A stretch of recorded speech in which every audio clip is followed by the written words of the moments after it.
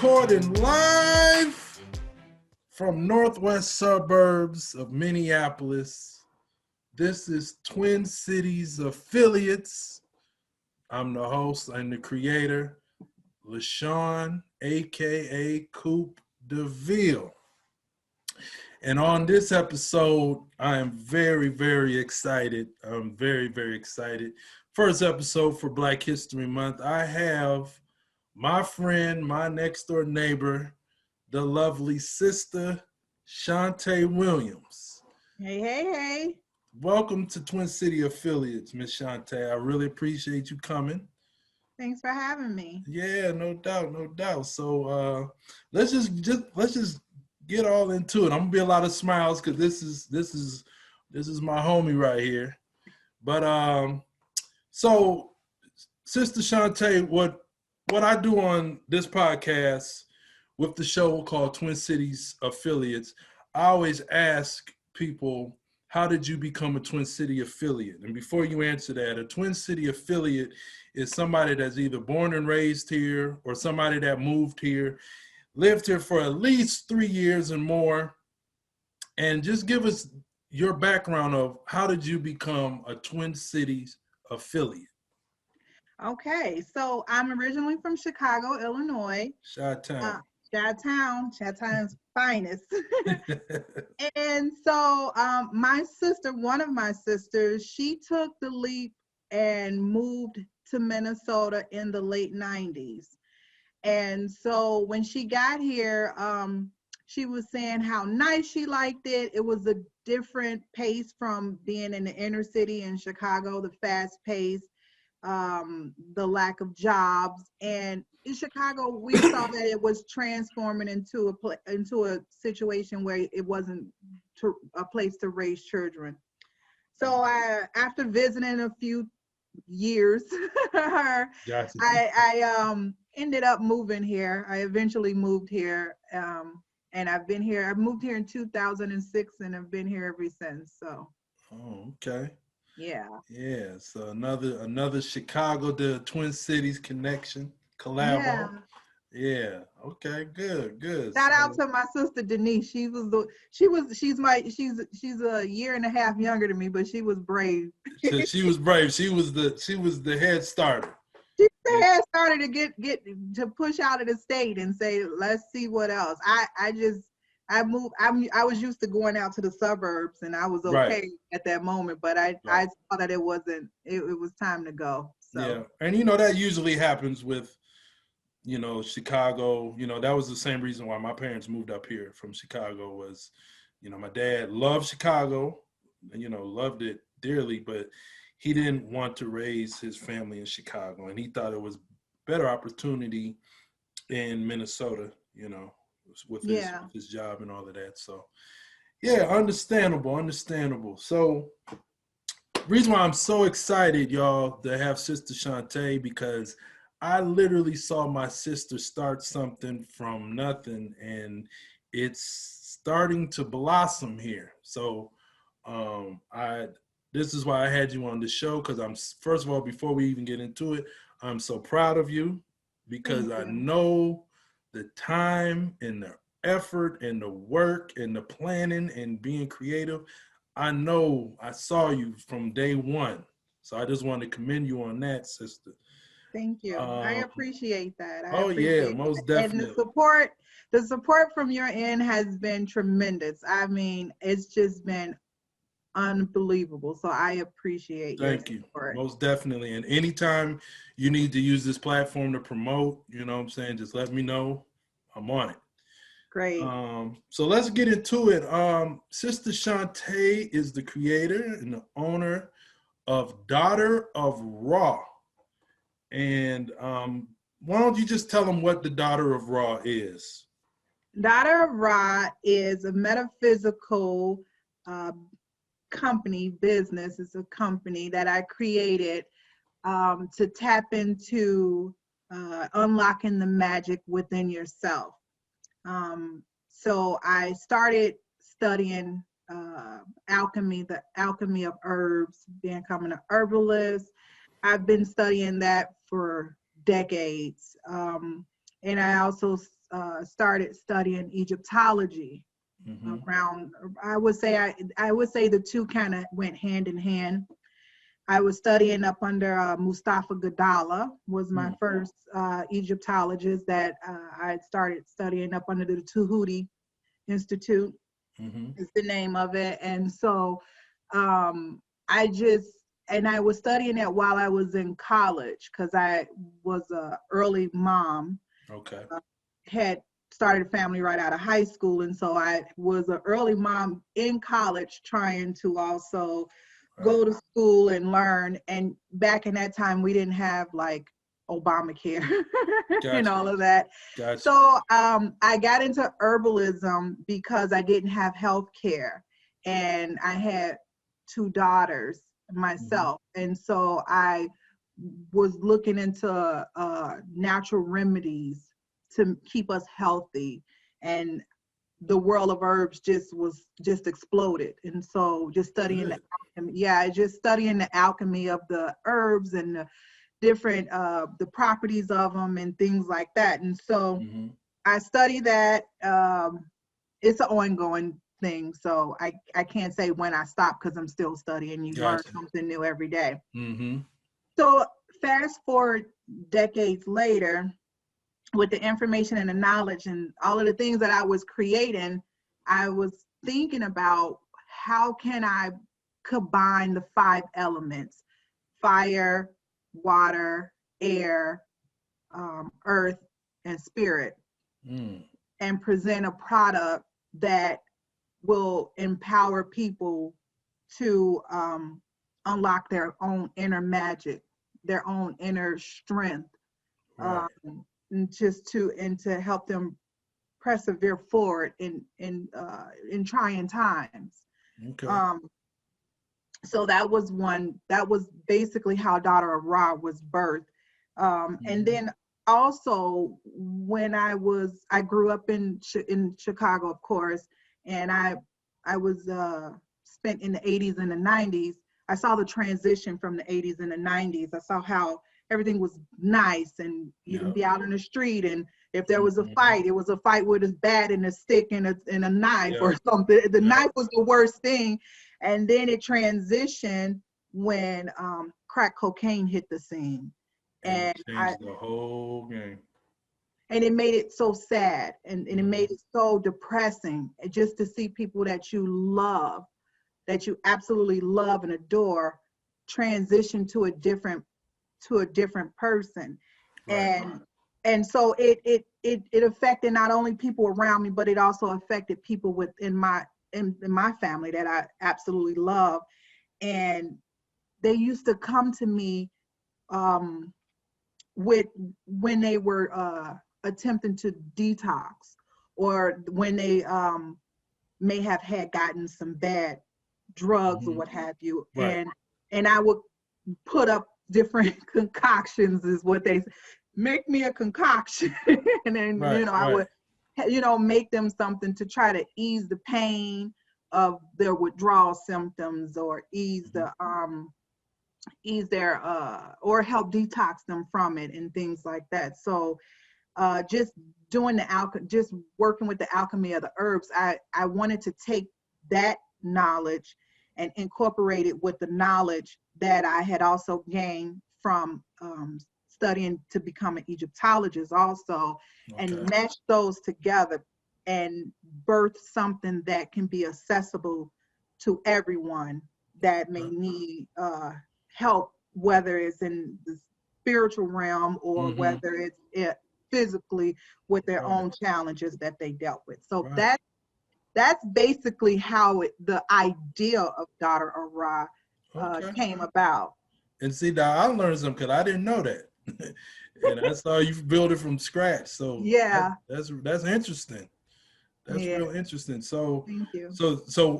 So is it okay to say that your motivation came from you studying the Egyptology, and also with your community seeing what might have been missing?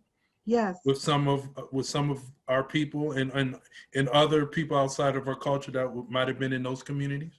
Yeah, definitely. Just trying to bridge the gap. between who we were to who we are. Okay.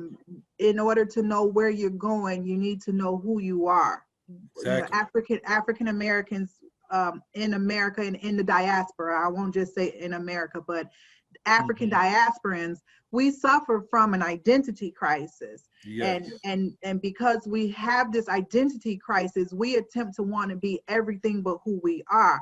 And that is because a lot of times our history only starts with the slave ships. To us, we only know about ourselves from And the we slave believe that ships. that's where it starts. And Exactly. And so knowing that, but I can almost 100% contest that every African American feels something stronger and deeper inside of them that is beyond what we've been taught. Now, the difference is everybody don't act on that because they don't really, they feel like they may be alone, or they may feel like they don't know how to act on it. So it's just that impulse that I kept getting, that impulse to create, to bridge the gap between who we were to who we are.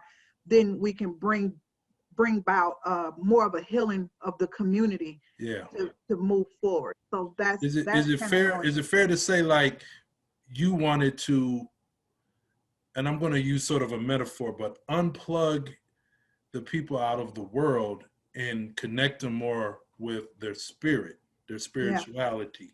You know what I mean by that? Because what you explained, it sort of was like being plugged into the world. You believe everything that's worldly, and then you start forgetting yourself, or you put yourself in the back seat.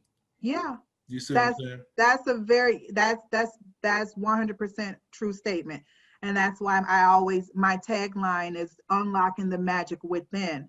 And if you ever go to my website, daughterofra.com, you will see in my bio, I say, I am not the light at the end of the tunnel. I am not the know-all and the end-all. I'm on this journey also.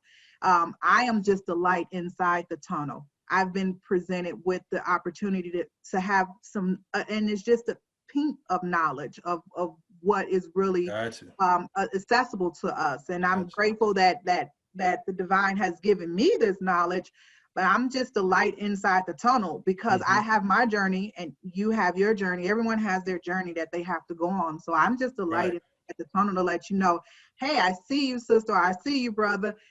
You're doing good. Keep following it. Keep following it. Right. Good. Well, let's get into Daughters of Ra. So what do you provide? What's everything that you're doing, the products? Okay, so with my own hands, I create intentional candles. I create intentional oils. I have herbal blends for teas and things like that I mix up different types of herbs. I do salt soaks, like bath soaks with salt and different type of elements that I know also will help cleanse and detox the body. And also I do sugar scrubs and things like that. Those are kind of exclusive things, but those are the things that I do with my hands. Okay. What Daughter of Ra will also encompass, we have a soap maker, we have another herbalist, we have a crystal specialist healer on board. So what's in store is a lot. It's a lot. So good. Yeah. And for my audience, we use her candles and her oils all the time. Can I put a little shameless plug in there? You guys got 2 candles, and the 2 candles that you guys had loved a lot, the 2 main ones that I remember is the attraction, love, and beauty, and that her name is Beset. That's the energy of that. Okay. She's also her energy governs over marriage. And so the first candle you guys got married after that. Just want to say. And she is also in governs over children. The second candle y'all got, you announced she was pregnant. We got pregnant. A shameless plug, but I was excited. I was excited about it. I didn't want to say anything, but I mean, real good positive energy in the house. Yeah, yeah. Which we got married in the house because of the pandemic too. So I know. But touche, touche. hey, I just want to put that out there. No doubt, no doubt. So yeah, so like I said, I've personally seen you started from beginning until now. So explain before we get into the major news about Daughter of Raw, because I'm excited about it. But just explain how you started it. Like after you had the creative idea with the products, and then how you just graduated with the success. Yep. So after I had the idea, my daughter said, "You need to share your gifts with the world. Stop keeping it to yourself." And so I started creating a website for it and putting all of the legal, things together on the back end. And then I had a schedule to launch February 2020. Mm-hmm. And I launched February 2020. In addition to me launching February 2020, I had a nice little itinerary out of how I was going to present and eject myself into the community. And then COVID happened. Yep. The next month.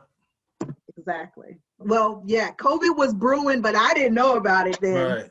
And so COVID took place. And so that kind of, I was glad that I had went on and launched online, an online presence. But with this pandemic that was going on, it kind of washed out any type of advertisement, any type of situation that could have took place. So that it was a slow burn. Right. And I was grateful for that slow burn because I learned a lot during that slow burn. And then fast forward a few months later, the death of George Floyd. George Mm-hmm. Floyd. And that civil unrest happened right here in Minnesota. And so it was an uproar and everybody saw it and so forth. And so one thing that I saw that happened that I was grateful for, that actually led to the success of where I'm at right now is we put ourselves out there in the community. Mm-hmm. So we got knee deep into what was going on. Everybody was able to watch what was happening on the news and listening to the news anchor and give the story. But us here in the community knew exactly what needed to be done, what happened, and what should we do to take this horrible event and turn it around to make it something for the betterment of our people, because we all know 15 dozen George Floyds that has happened in our communities. Every city. Yes. So I had got an opportunity to this guy, he had a space in Minneapolis, not far from where George Floyd had unfortunately passed away, was murdered rather. And he said, I want to use this space to showcase small businesses, because people are upset about the big businesses that have insurance that is getting raided or the place is broke into. But the real heart and soul of the community is the small businesses that don't have a brick and mortar, and those are the ones that are suffering more than the ones who have more of an establishment. Exactly. And so he reached out, and they didn't charge anybody a fee or nothing. You just had, oh yeah. The majority of the events that I did last year, they didn't even charge a fee. They just wanted to showcase the small minority businesses. Yeah. And they wanted to show the community that we're here. So like, yeah, they may have tore down the chain supermarket or whatever, or your local place where the different people that are not of our community businesses, but there's a lot of Black-owned businesses that can supplement what you need. Mm-hmm. And so I started, that was my first event. And when I say I was terrified of just seeing how the community will receive me in the midst of what was going on, in the midst of COVID, everything, I put myself out there and I said, I'm just here for the community. And the response was overwhelming. And it just led from one to the next. I did a vegan fest where it, each. And I saw that one with my own eyes, that you were getting a lot of support. Oh Like, my it God. was a line. I had to move your car and get stuff out of your car for you, because I don't even think you were expecting that. Out. Yeah, I couldn't even pull all of my products out. Yeah. I still had all of my intention oils was still in the car. And I never sold any of those because it was a drawn. And one thing I like to say, I mean, I was so grateful.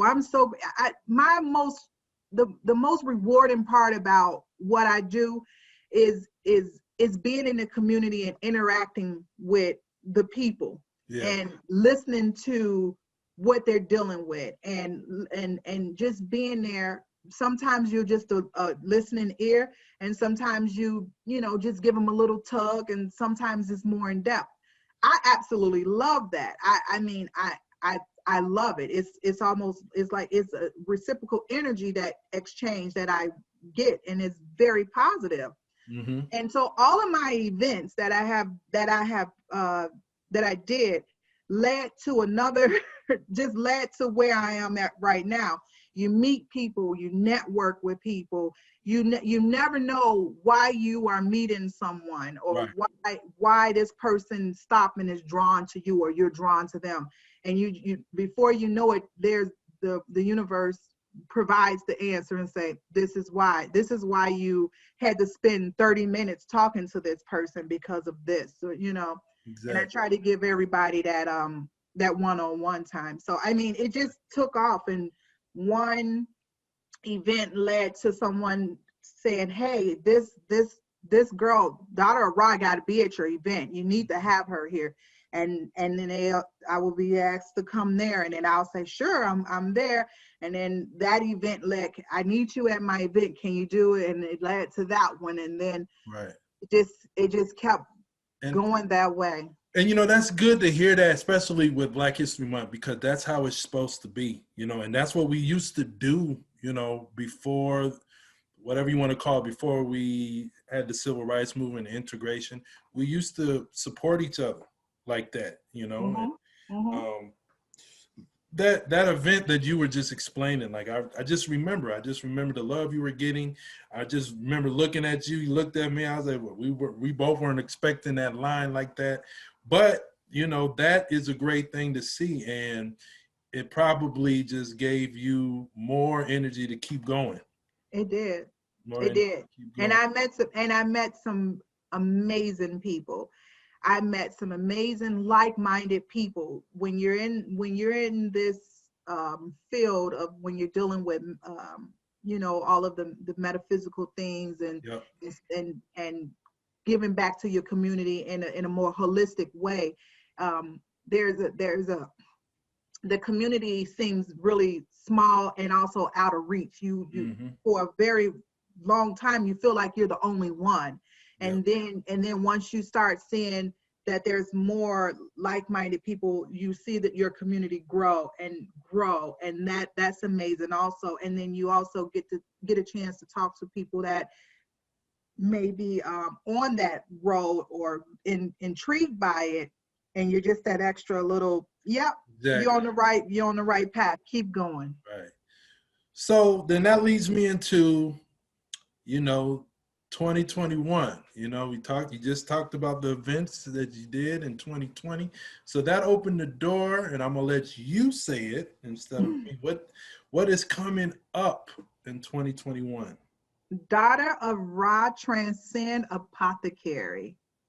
So I was at another event, met a beautiful soul, and we were out And then I met another beautiful soul out doing a sound bath. My daughter was doing a sound bath in the park, and went to go have dinner after that. And this beautiful soul that I had met at one event said, there's this lady that is doing a pop-up shop in Maplewood Mall, which is a mall out here in Minnesota, one of the many malls that we have out here. Yeah.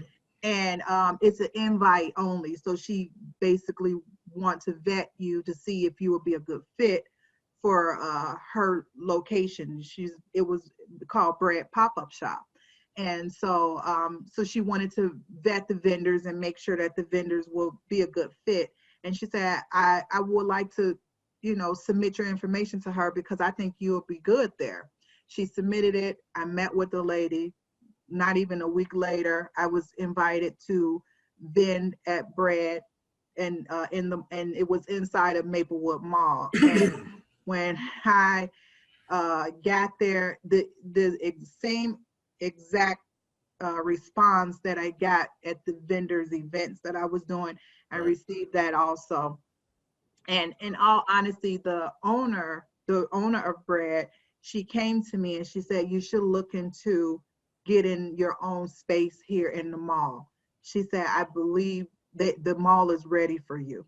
Wow. They're ready for you. They want you here. And so I looked into it, and I mean, I started at the mall November, and I signed my lease. I started at the mall under Bread in November. Gotcha. I know what you mean. Yeah. And I signed my lease for my own place in December. That's how fast track it was. And yeah, it was amazing. So I did all of November and all of December, and by the end of December, I was going into my own spot. Okay. So then when is the grand opening then? Yeah, so the grand opening is March 6th. March 6th is our grand opening. My birthday. Yes. And it's Ghana's independence. So I'm breaking free. Yeah, okay. Ghana is the Ghanaian Independence Day. So there's a lot of fun activities to come out for. We are going to do raffles, giveaways. We're going to have a little music. There's just going to be a lot going on. So you'll get a chance to get some, get affiliated with all the different products that we have. We have some surprises for you. We're going to have a full apothecary. We'll also be offering holistic healing, healing plans and things like that. We have a lot in store. You got to just come out. If you're in the Twin Cities, March 6th, that's where you want to be. Just stop by, say hi, grab a crystal and a candle. Definitely. Let me know you're there. That's that. And and I'm brother to sister, I'm proud of you, because I know the work and the time and the effort that you put into that. And it's like you're starting to get your roses here. And thank you. That is a major, major thing. And I want everybody that's watching this to catch Sista Shawnté Williams, daughter of Ra, March 6th at Maplewood Mall. And then where can they look up some products or reach you? So the website is Daughter of Ra. So it's daughter of / so hyphen Ra. So daughter of Ra.com. And Ra is R-A. R-A, yeah. So daughter of Ra.com. So you can go on the website. You can purchase candles that ship all over. They come to you safe and packaged very well. You can get your herbs. You can get teas and the intentional oils that I have, all of that. You can also check out if you need crystals. All of that hasn't been added to the website, but once we get it all into the store and stuff, you'll be able to get all of that. But I want you guys to come out. If you're in the Twin Cities, come out and pick up what you need. And but if you're not in the Twin Cities, definitely go to daughterofra.com. Definitely. And yes, and again, I just want to put my stamp on it because we have had the me personally, I haven't had your teas yet, but we've had those oils and those candles for days. And I made your wife a sugar scrub, an organic sugar scrub when she was pregnant for her belly. Oh, okay. Yeah, she said she really liked it. Yeah. I made that for her. She said, "Oh my gosh!" So, yeah, but those I do those as special. I kind of do those. Those are limited, and I do custom orders. So I normally make those when I do custom orders for people. So Okay. yeah, because it comes with a whole package and just a whole information thing. Once we work one on one with what you want to work on, what intentions you want to set, what you're dealing with, whatever it is, and then we work one on one. And then 90% of the time, I include a sugar scrub in there, just Right. because. Right. Okay, well, most definitely. I really appreciate you coming here, blessing me Thank with your you. presence and telling us about Daughter of Ra. People, please look it up and support Sister Shawnté.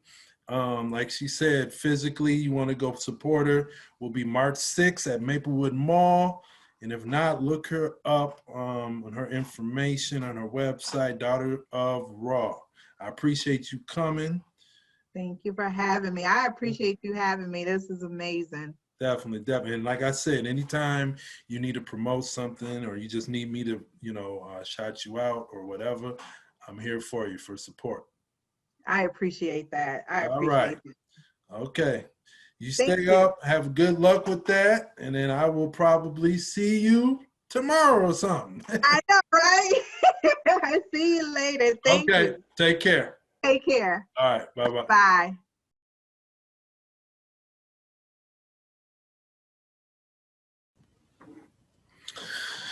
All right, so that was Sister Shawnté. So please go support her. And I just wanted to send a message out for the listeners for Black History Month. Um, Black History Month is very important. Every day is Black History, first of all. So we don't really need a month to tell us to celebrate us. But with this Black History Month, I just wanted to send a message. It's very important to know who you are, doing research, reading things of our ancestors and how we got to this point now in 2021. That's very important, but what's also just as important, and maybe even sometimes more important, is learning how to deal with each other and knowing how to love, respect, and unite with each other. This is a thing that has always troubled us in the last whatever years, centuries. Um, so I challenge the viewers and the listeners to know how to love, respect, and unite with each other. When you coming together, I don't care who you are, any type of group, when you are coming together with a lot of people, even though you might be the same race or the same social group or whatever the case may be, you're always going to come with challenges and differences. You're going to have people with difference of opinions. Sister Shawnté was talking about how she took a liking to Egyptology. So that, her coming together with our people, there's going to be some people that are going to have an ideal, with something else, or they're going to believe in Christianity or whatever. So these things are things that shouldn't divide us. What should happen is we should have a common ground and having a common understanding of we identify as far as we are the same people. And so I just want to challenge my people to know how to unite. You're going to have difference of opinions. That doesn't necessarily mean that I'm supposed to dislike you.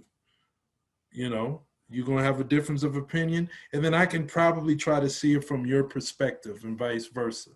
And then we can have good dialogues and conversations and then weigh it out. So I just want to challenge my viewers into that. Also, if you have beef or problems with people from the past, and half of the problems that we've had with people in our past is in the past, and if you really analyze it, and as you get older and more mature, it's probably something that's very little, or a misunderstanding, or you never even respectfully heard the other person's point of view or how they felt.